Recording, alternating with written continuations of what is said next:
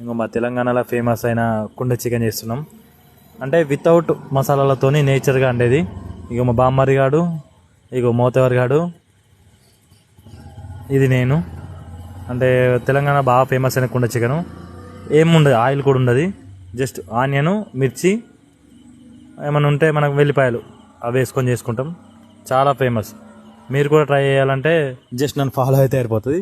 అదేం లేదు, జస్ట్ మనకు ఒక కుండ చికెన్, ఆనియన్, మిర్చి, వెల్లిపాయ ఉంటే సరిపోతుంది. మా దాంట్లోనైతే మా బామ్మరి గాడు, మా రగ్గాడు ఫేమస్ చేయడానికి.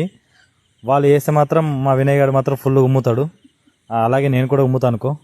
బట్ మంచిగా ఉంటుంది, ఒకసారి ట్రై చేయండి. ఇక కుండ చికెన్ అయిపోగానే నేచురల్గా బార్బిక్యూ చికెన్ ట్రై చేసినాం. కొంచెం సక్సెస్ అయింది, కొంచెం సక్సెస్ కాలే. మా వాళ్ళు ఒకసారి మాట్లాడతారు కొన్ని, అంటే ఒకడు పొగ వస్తానుడు, ఇంకొకటి సరిగ్గా కాలదనుడు. ఒకసారి మీరు రీనియన్లో ఒకసారి వాడి నేను చెప్తే అంత అగ్గ పొగ వస్తుంది అన్నాడు. ఇడే కావచ్చు.